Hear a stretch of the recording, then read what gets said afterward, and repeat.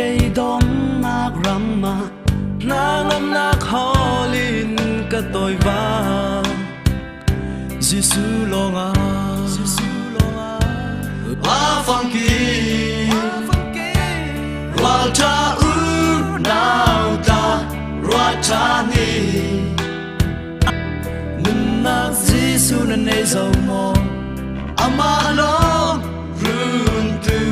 đang uống lâu thằng cha nát lan si chỉ suy nè na sẽ xia mi mua i sung lối thằng cha upan na ra te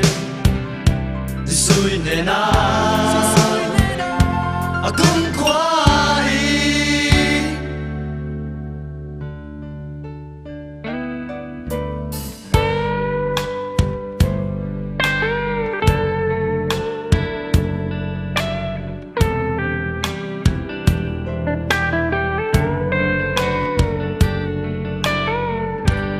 là môi cắn này chui là môi đu đón nạc chư dì xuôi đi xem na cả mùa dâu xuân lời đi cả chi tiếng ý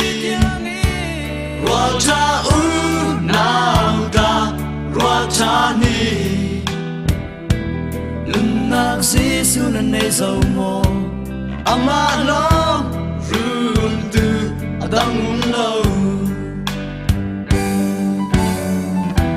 thằng cha na lan si chỉ suy nè na sẽ xia mi mua i sung lối thằng cha upan na ra te chỉ suy nè na cũng qua đi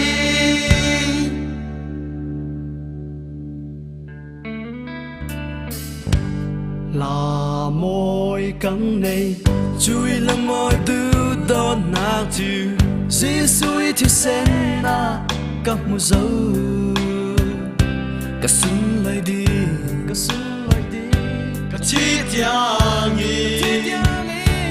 roa cha u